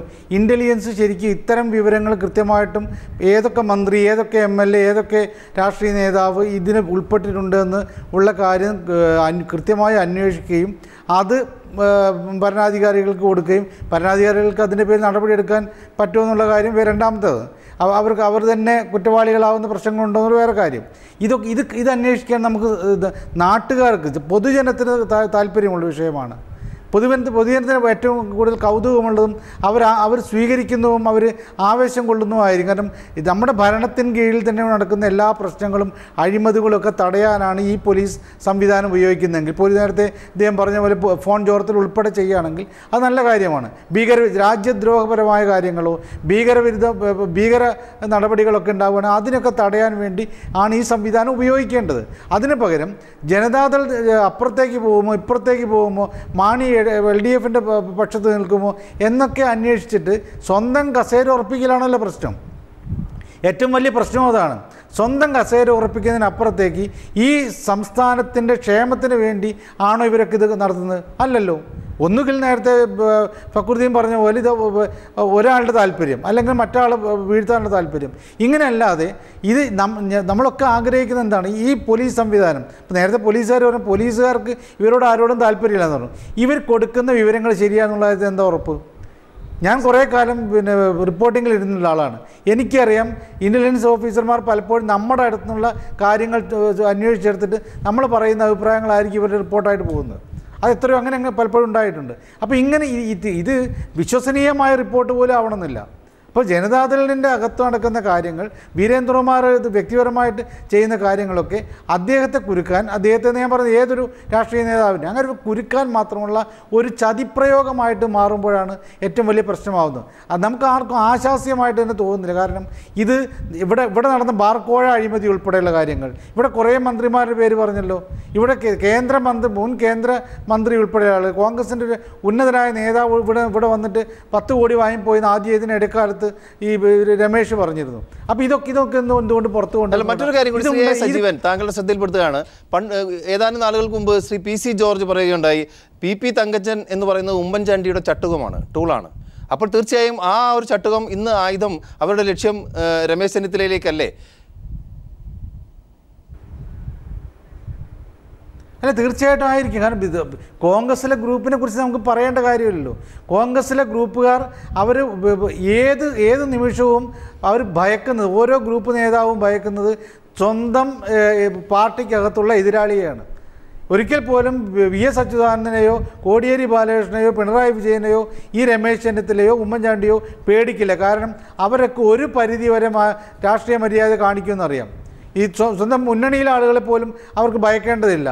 PC ജോർജിനെ പോലും ഈ രണ്ട് പേർക്കും ഭയക്കേണ്ടില്ല, അല്ലെങ്കിൽ ഈ കോൺഗ്രസ് ഗ്രൂപ്പുകാർക്ക് ഭയക്കേണ്ട. പക്ഷേ അവരിപ്പോഴും ഭയക്കുന്നത് സ്വന്തം പാർട്ടിയിലെ എതിർ ഗ്രൂപ്പുകാരൻ. കാരണം ഇപ്പോഴാണ് പാര വയ്ക്കുക, ചിരിച്ചുകൊണ്ട് കഴുത്തറക്കുമെന്ന കാര്യം സംശയമില്ല. അതുകൊണ്ട് ഇപ്പോൾ ഈ എന്തിനാണ് ഈ PP തങ്കച്ചൻ ഇത് പുറത്തു വിട്ടത് എന്ന് ഞാൻ അത്ഭുതത്തോടിയിട്ട് ഞാൻ ഇത് കേട്ട സമയത്ത് അത്ഭുതം തോന്നിയില്ല. തങ്കച്ചൻ്റെ ലക്ഷ്യം എന്താണ്? തങ്കച്ചൻ എന്തോ ഒരു പ്രത്യേക ലക്ഷ്യം ഉണ്ടായിരിക്കണം. അതല്ലെങ്കിൽ തങ്കച്ചൻ ഇപ്പോഴേ പറയില്ല. അല്ലെങ്കിൽ അദ്ദേഹത്തിന് ഇത് ഈ ഒരു ഘട്ടത്തിൽ, പ്രത്യേകിച്ച് UDF-നകത്ത് ആകെ പ്രശ്നങ്ങൾ സങ്കീർണമായിരിക്കുന്ന ഘട്ടത്തിൽ, മാണി ഇപ്പോൾ പുറത്തു പോവില്ല എന്നുള്ള നിലയ്ക്ക് നിൽക്കുന്ന ഘട്ടത്തിൽ ഇദ്ദേഹം ഇത് പറയുമ്പോൾ എന്താ അടുത്ത രണ്ട് പാർട്ടികൾക്ക് ദോഷകരമായ രീതിയിലുള്ള കാര്യങ്ങളാണ് അദ്ദേഹം പുറത്തു പറയുന്നത്. തീർച്ചയായും ഷെയ്ഖ് വിഹാരിന്റെ പേര് വരെ പറഞ്ഞു, ജനതാദൾ യുണൈറ്റഡിന്റെ നേതാവിന്റെ പേര് വരെ പറഞ്ഞു, അദ്ദേഹത്തിന്റെ ഫോൺ ചോർത്തി എന്ന് വരെ ഇന്ന് തങ്കച്ചൻ പറയുകയുണ്ടായി. പേര് അപ്പോൾ ഇതൊക്കെ പുറത്തു വരുന്നത് എന്തോ ഒരു പ്രത്യേക ഗൂഢലക്ഷ്യമുണ്ട് എന്നുള്ള കാര്യം എന്താണ് ഷാജൻസ്കറി? എന്തായിരിക്കും ഗൂഢലക്ഷ്യം? അല്ല, അത് ഞാൻ പറഞ്ഞല്ലോ. അതായത് ചില ആളുകൾ സംസാരിക്കുമ്പോൾ, ഉദാഹരണത്തിന് ഹസൻ സംസാരിക്കുന്നു, അല്ലെങ്കിൽ ഇപ്പം അദ്ദേഹം നമ്മുടെ തങ്കച്ചൻ സംസാരിക്കുന്നു. ഇവരൊക്കെ സംസാരിക്കുമ്പോൾ ഇവർക്ക് രൂപമേ ഉള്ളൂ. ഇവർ സംസാരിക്കുന്നത് ശരിക്കും ഉമ്മൻചാണ്ടി അദ്ദേഹത്തിൻ്റെ രൂപത്തിൽ പറയാൻ കഴിയാത്ത കാര്യങ്ങൾ അദ്ദേഹം പറയുന്നതാണ്. അപ്പോൾ കൃത്യമായും ഈ പറയുന്ന ഞാൻ മുമ്പ് സൂചിപ്പിച്ച പോലീസും അല്ലെങ്കിൽ ഇദ്ദേഹം ഒരു മുഖ്യമന്ത്രിയാകാവുന്ന ആഗ്രഹമായിട്ട് ബന്ധപ്പെട്ട ഇതുമായിട്ട് ഇതിന് കണക്ഷൻ ഉണ്ടാവും. പക്ഷേ പ്രത്യേകിച്ച് ജനതാദളും RSPയും ഈ മുന്നണി വിട്ട് ഇടതു മുന്നണിയിലേക്ക് പോകാനായിട്ടുള്ള ശ്രമങ്ങൾ നടക്കുന്നുവെന്ന് വ്യാപകമായ രീതിയിൽ പ്രചരണം ഉണ്ടാവുകയും അത്തരത്തിലുള്ള കോടിയേരി ബാലകൃഷ്ണൻ്റെ ഭാഗത്തുനിന്ന് അത്തരത്തിലുള്ള ഒരു ഇൻവിറ്റേഷനൊക്കെ ചെല്ലുകയും ചെയ്ത സിറ്റുവേഷനിലെ അബദ്ധം പറ്റി പറഞ്ഞാവില്ല. ഇത് വളരെ ഭീഷണിയുടെ സ്വരമുണ്ടോ? നേരത്തെ രമേശ് ചെന്നിത്തലയുടെ അതേ തന്ത്രം മറ്റൊരു രീതിയിൽ പയറ്റുന്നതായി തോന്നുന്നുണ്ടോ? സാധ്യതയുണ്ട്. എനിക്കറിയാം ഇവർ ഷെയ്ഖ് വിഹാരിസിന്റെ പേര് പറഞ്ഞിരിക്കുന്നു, അദ്ദേഹത്തിന്റെ ഫോണുകൾ ചോർത്തിയിരിക്കുമല്ലോ. ഉണ്ട്. കാരണം ഈ ബാർക്കോഴ വിവാദത്തിന്റെ ഇപ്പൊ ഈ മറ്റേ ജോർജിനെ പുറത്താക്കുന്ന സംഭവം ഉണ്ടല്ലോ, ജോർജിനെ പുറത്താക്കും എന്നുള്ള തീരുമാനമെടുത്ത ആഴ്ചയിൽ വളരെ പ്രമുഖനായ ഒരു I group MLA Kerala Congress സർക്കിളിൽ വിളിച്ച് കൃത്യമായി പറഞ്ഞു, നിങ്ങൾ വിചാരിക്കുന്ന മാതിരി അല്ല ഇതിൻ്റെ ഇമ്പാക്റ്റ്, സൂക്ഷിക്കണം, തീക്കളിയാണ് എന്ന്. അപ്പോൾ ഇതെല്ലാം ഒരു തരം ഭീഷണിയുടെ സ്വരമുണ്ടല്ലോ, അത്തരത്തിലുള്ളൊരു ഭീഷണിയുടെ സ്വരം തന്നെയാണ് വേറെ തരത്തിൽ പറഞ്ഞത്. അല്ലാതെ അത് സജീവൻ പറഞ്ഞത് വളരെ കൃത്യമാണ്. കാരണം ഇങ്ങനെ ഒരു പരാമർശം അബദ്ധത്തിൽ ഒരിക്കലും തങ്കച്ചൻ്റെ വായിൽ നിന്ന് വരത്തില്ല. ഒന്നാമത്തെ കാര്യം, തങ്കച്ചൻ അധികം സംസാരിക്കാത്ത ആളാണ്. എന്താ സംസാരിക്കുന്നത് അദ്ദേഹത്തിന് ബോധ്യമുള്ള ആളല്ല. അപ്പം ഈ പറയുന്ന കാര്യം സംസാരിക്കുമ്പോൾ കൃത്യമായ ഒരു അജണ്ട ഉണ്ട് ഇതിൻ്റെ അകത്ത്, അല്ലാതെ സംഭവിക്കത്തില്ല. അത് കൃത്യമായിട്ട് ഞാൻ അത് തന്നെ വിശ്വസിക്കുന്നു. ശ്രീ ജോർജ് ജോസഫ്, ഇതിൻ്റെ രാഷ്ട്രീയ മാനം കൂടി നമ്മൾ ചർച്ച ചെയ്യുന്ന സമയത്ത് പോലീസിൻ്റെ ഈ മോഡസ് ഓപ്പറാൻഡി എങ്ങനെയാണ്? നമ്മൾ പറഞ്ഞല്ലോ പല കാര്യങ്ങളിലും എല്ലാം പോലീസുകാരുടെ ഇൻ്റലിജൻസ് കൊണ്ട് നടക്കുകയാണെങ്കിൽ പിന്നെ വളരെ സുഗമമായി നടക്കേണ്ടതല്ലേ എല്ലാ കാര്യങ്ങളും? അല്ല, പോലീസ് കൊടുക്കുന്ന എല്ലാ കാര്യങ്ങളും ആഭ്യന്തരമന്ത്രിയോ മുഖ്യമന്ത്രിയോ വിശ്വസിക്കണമെന്നില്ല. അവർക്ക് അവരുടേതായ ചില സോഴ്സുകളുണ്ട്. കാരണം ഞാൻ കൊടുത്ത പല റിപ്പോർട്ടുകളും കേരളത്തിൽ പതുക്കിയിട്ടുണ്ട്. ഇൻ്റലിജൻസ് ഞാൻ വർക്ക് ചെയ്തപ്പോൾ അന്നത്തെ മുഖ്യമന്ത്രി AK ആന്റണി ഉൾപ്പെടെയുള്ളവർ ഞാൻ കൊടുത്ത പല റിപ്പോർട്ടുകളും പഠിക്കും. വളരെ വൈറ്റലായിട്ടുള്ള റിപ്പോർട്ടുകൾ കൊടുത്തിട്ടുണ്ടായിരുന്നു. അതൊക്കെ അവർ യൂസ് ചെയ്തില്ല, അവർ അത് പതുക്കി വെച്ചിട്ടുണ്ട്. അതുപോലെ ഇപ്പോഴത്തെ ഇൻ്റലിജൻസിൻ്റെ നീക്കങ്ങൾ മുഴുവനൊന്നും ആഭ്യന്തരമന്ത്രിയോ അല്ലെങ്കിൽ ഉമ്മൻചാണ്ടിയോ സ്വീകരിക്കുമെന്ന് എനിക്ക് തോന്നുന്നില്ല. കാരണം ഇൻ്റലിജൻസ് വർക്ക് ചെയ്യുന്നവർക്ക് അത്രേതായ ഒരു രാഷ്ട്രീയ കാഴ്ചപ്പാടോ അത്രേതായ ഒരു ഡീപ്പായിട്ട് ചിന്തിക്കാനോ അറിയാൻ പറ്റുമെന്ന് എനിക്ക് സംശയമുണ്ട്. അതുപോലെ തന്നെ ഇപ്പോഴത്തെ ഒരു എൻ്റെ ഒക്കെ അല്ലെങ്കിൽ നമുക്കിപ്പം കോൺടാക്റ്റുള്ള ഒരു ഇൻ്റലിജൻസിലെ ചില ഓഫീസേഴ്സും ഒക്കെ വെച്ചിട്ട് ഇപ്പോഴത്തെ ഈ ഒരു മാസം വളരെയധികം രാഷ്ട്രീയ നീക്കം കേരളത്തിലുണ്ടാവും. അത് ഞാൻ അത് ഒരു മൂന്നാം മുന്നണിയുടെ ഉദയം ഞാൻ കാണുന്നുണ്ട്. പല രാഷ്ട്രീയ ആൾക്കാരുമായിട്ട് സംസാരിച്ചപ്പോൾ അവർക്ക് അതിനെപ്പറ്റി വ്യക്തതയില്ല. പക്ഷേ ഒരു മൂന്നാം മുന്നണി ആരും പ്രതീക്ഷിക്കാത്ത രീതിയിൽ ഒരു മൂന്നാം മുന്നണി ഉണ്ടാവും. അതുപോലെ തന്നെ ഭരണത്തിന് അകത്ത് ഇനി വേറൊരാൾ മുഖ്യമന്ത്രിയാകാൻ ശ്രമിച്ചിട്ടുണ്ടെങ്കിൽ തീർച്ചയായിട്ടും അധികാരം താഴെ തന്നെ പോകുന്നതാണ് എനിക്ക് കിട്ടിയ ഇൻഫർമേഷൻ. അതുകൊണ്ട് നമ്മൾ ഈ രാഷ്ട്രീയത്തിന് മാത്രമല്ല കേരള പോലീസ് അല്ലെങ്കിൽ ഇന്ത്യൻ പോലീസ് IBയും അല്ലെങ്കിൽ നമ്മുടെ ഇൻ്റലിജൻസും യൂസ് ചെയ്യുന്നത്. ഇവിടെ നക്സൽ മൂവ്മെൻറ്റിൻ്റെ അപ്പോൾ ഉള്ള കാര്യങ്ങളുടെ സമയത്ത് അന്നേരം തന്നെ ഇൻ്റലിജൻസ് റിപ്പോർട്ട് കൊടുക്കും. അതുപോലെ റിലീജിയസ് ആയിട്ടുള്ള നീക്കങ്ങൾ ഇപ്പോൾ ഹിന്ദു കമ്മ്യൂണിറ്റി ആയാലും മുസ്ലിം കമ്മ്യൂണിറ്റി ആയാലും ശരി, ക്രിസ്ത്യൻ കമ്മ്യൂണിറ്റി ആയാലും ശരി, ആർച്ച് ബിഷപ്പ് പറഞ്ഞാലും ശരി, അതിൻ്റേതായ ഒരു ഇൻ്റലിജൻസ് കളക്ഷൻ തീർച്ചയായിട്ടും ഗവൺമെൻറ്റിന് ലഭിച്ചുകൊണ്ടിരിക്കും. എല്ലാം ഇപ്പം വീരേന്ദ്രകുമാറിൻ്റെ ആയാലും ശരി, ഇപ്പോൾ ജോർജ് സെൽവരാജ് എനിക്ക് തോന്നുന്നത് പാറശാല ML ഒരു സമയത്ത് ആ കൂറുമാറിയ വിവരം ഒരു രാഷ്ട്രീയ പാർട്ടിയും അറിഞ്ഞില്ല. അത് ഇൻ്റലിജൻസ് ഫെയിലിയർ ആയിരുന്നു എന്ന് പറഞ്ഞത്. പക്ഷേ അതിനകത്ത് രാഷ്ട്രീയ നീക്കത്തിൻ്റെ ചുക്കാൻ പിടിച്ചവർക്ക് മാത്രമേ അത് അറിയത്തുണ്ടായിരുന്നുള്ളൂ. അതേസമയത്ത് കേരളത്തിലെ ഇൻ്റലിജൻസിന് ആ കാര്യത്തെപ്പറ്റി ഒരു ഇൻഫർമേഷൻ കൊടുക്കാൻ പറ്റിയില്ല എന്നാണ് ഞാൻ മനസ്സിലാക്കിയിരിക്കുന്നത്. അതുകൊണ്ട് ഇൻ്റലിജൻസ് നന്നായിട്ട് യൂസ് ചെയ്യാൻ അറിയാവുന്ന ഒരു മുഖ്യമന്ത്രി ആഭ്യന്തരം ഉണ്ടെങ്കിൽ ഭരണം നിലനിൽക്കും, സാമ്പത്തിക കാര്യങ്ങൾ മുന്നോട്ട് പോകും, എല്ലാ കാര്യങ്ങളും മുന്നോട്ട് പോകും. ഫക്രുദ്ദീനല്ലേ, ഞാൻ മറ്റൊരു കാര്യം കൂടി താങ്കൾക്ക് മറുപടി പറയാൻ സാധിക്കുമെന്ന് പ്രതീക്ഷിക്കുന്നു. ഇപ്പോൾ ഇൻ്റലിജൻസ് ഒരു റിപ്പോർട്ട് നൽകിയിരുന്നു. UDF-ലെ അല്ലെങ്കിൽ ജനതാദൾ യുണൈറ്റഡുകാർ CPM-കാരോടോ LDF-ലെ മറ്റുള്ളവരോടോ ചർച്ച നടത്തി. അതല്ലേ കൊടുക്കാൻ നൽകുന്നൊരു കാര്യം.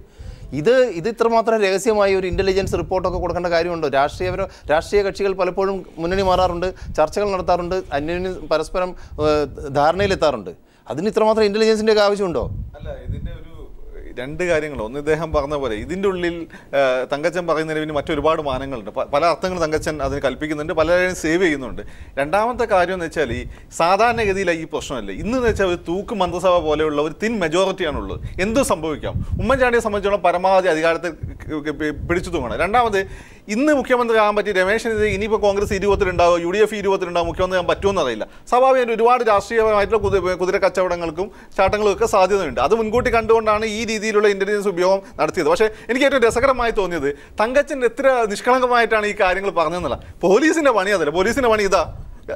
ഇപ്പൊ നക്സലുകളെ നമുക്ക് ട്രാക്ക് ചെയ്യുന്ന മനസ്സിലാക്കാം. ഇവിടെ കൂടെ പ്രവർത്തിക്കുന്ന രാഷ്ട്രീയ പാർട്ടികളെ, മാന്യമര്യാദയ്ക്ക് പ്രവർത്തിക്കുന്ന രാഷ്ട്രീയ പാർട്ടികളെ, ഭരണഘടന അനുസൃതമായി പ്രവർത്തിക്കുന്ന രാഷ്ട്രീയ പാർട്ടികളെ ട്രാക്ക് ചെയ്യലാണ് പോലീസിന്റെ പണി. പോലീസിനെയും ജനാധിപത്യ സംവിധാനത്തിനും വില കുറച്ച് കാണിക്കുകയാണ്. ഇതാണ് കാലാകാലം കോൺഗ്രസ് ചെയ്തത് എന്നാൽ ഏറ്റവും നല്ല ഉദാഹരണമാണ് വളരെ നിഷ്കളങ്കമായി തങ്കച്ചൻ പറഞ്ഞത്. ശ്രീ എ. സജീവൻ, തങ്കച്ചൻ്റെ ഈ ഒരു പ്രസ്താവന തീർച്ചയായും വിവാദമാവുമെന്നുള്ള കാര്യം ഉറപ്പാണ്. അതിൻ്റെ ഒരു പ്രത്യാഘാതത്തെക്കുറിച്ച് ഞാൻ താങ്കളോട് ചോദിച്ചിരുന്നു. പ്രത്യേകിച്ചും ജനതാദൾ യുണൈറ്റഡ് ഒരു പ്രത്യേക കാരണം കൊണ്ടാണ് LDF വിട്ടുപോയതെന്നും UDF-ൽ അവരുടെ മാന്യത കൊണ്ട് നിലനിൽക്കുകയാണെന്നും. തീർച്ചയായും വരും ദിവസങ്ങളിൽ ഇത് വലിയൊരു വിഷയമായി വരുന്ന സാഹചര്യമല്ലേ ഉള്ളത്? ഞാനിന്നിപ്പോൾ ഈ CPM പാർട്ടി കോൺഗ്രസിൽ നടന്നുള്ള ചർച്ച പ്രസംഗങ്ങളുടെ ഇതിൽ പ്രകാശ് കാരാട്ടിൻ്റെ പ്രസംഗത്തിൽ വന്നിട്ടുള്ള റിപ്പോർട്ടിൻ്റെ കാര്യത്തിൽ അതിലൊക്കെ സൂചിപ്പിക്കുന്നത് CPM-ൻ്റെ അടുത്ത ലക്ഷ്യമെന്ന് പറയുന്നത് തീർച്ചയായിട്ടും പാർട്ടിയുടെ ശാക്തീകരണമാണ്. രണ്ടാമത്തേത് ഇടതുപക്ഷത്തിൻ്റെ ശാക്തീകരണമാണ്. മൂന്നാമത്തേത് ഇടതുപക്ഷ ജനാധിപത്യ മതേതര ശക്തികളുടെ ശാക്തീകരണവും അതിലൂടെ ഈ വർഗീയ ഫാസിസ്റ്റ് വിരുദ്ധ ഒരു പോരാട്ടത്തിന് നേതൃത്വം കൊടുക്കുക എന്നുള്ളതാണ്. ഇതൊക്കെ ലക്ഷ്യങ്ങളായിരിക്കും എത്രമാത്രം നടക്കുന്നത്. പക്ഷേ അതിൽ ഏറ്റവും പ്രധാനപ്പെട്ടത് കമ്മ്യൂണിസ്റ്റ് പാർട്ടികൾ കഴിഞ്ഞാൽ പിന്നീട് സോഷ്യലിസ്റ്റ് പാർട്ടികളാണുള്ളത്. ഇവിടെ പിന്നെ സോഷ്യലിസ്റ്റ് പരിവാർ ഒരു പ്രത്യേക ഇതിലേക്ക് വരുന്നുണ്ട്. ജനതാ പരിവാറിൻ്റെ ഒരു രീതി വരുന്നുണ്ട്. എല്ലാ ദേശീയ തലത്തിൽ അവർ സംഘടിക്കുന്നുണ്ട്. സ്വാഭാവികമായിട്ടും ഇപ്പോൾ കേരളത്തിൽ രണ്ട് മുന്നണികളുടെ ഭാഗമായിട്ട് നിൽക്കുന്ന സോഷ്യലിസ്റ്റുകൾ, പഴയ ജനതാദളിൻ്റെ ആളുകൾ അവർ യോജിക്കേണ്ടി വരും. അവർ യോജിക്കുന്നൊരവസ്ഥ ഉണ്ടാവാതെ പറ്റും. കാരണം അങ്ങനെ ഒരു പോളറൈസേഷൻ ഉണ്ടായില്ലെങ്കിൽ ഇവിടെ കൃത്യമായിട്ടും നമുക്കറിയാമല്ലോ ഇപ്പോൾ ഏതൊക്കെ രീതിയിൽ ഇവിടെ മുസ്ലിങ്ങൾക്ക് വോട്ടവകാശം വേണമെന്നുള്ളതിനെക്കുറിച്ചുള്ള ഇത് ആധികാരികമായിട്ട് സാമ്യയിൽ എഴുതുകയാണ് ഒരു നേതാവ്. ഈ സാധാരണ ഒരു പത്രപ്രവർത്തകനല്ല, ഒരു ശിവസേനയുടെ പ്രധാന നേതാവ്, ഒരു ജനപ്രതിനിധിയാണ് എഴുതുന്നത്. അപ്പോൾ ഇങ്ങനെയൊക്കെ ഉണ്ടാകുമ്പോൾ ഇത് വളരെ ഗുരുതരമായ ഒരു രാഷ്ട്രീയാവസ്ഥയിലേക്കാണ് പോകുന്നത്. ശരിക്കും പറഞ്ഞാൽ ഇവിടുത്തെ ഉള്ള ഇടതുപക്ഷ മതേതര ശക്തികൾക്ക് വളരാൻ ആവശ്യമായ യഥാർത്ഥ വളക്കൂർ ഇവിടെ ഉണ്ടായിത്തീർന്നു.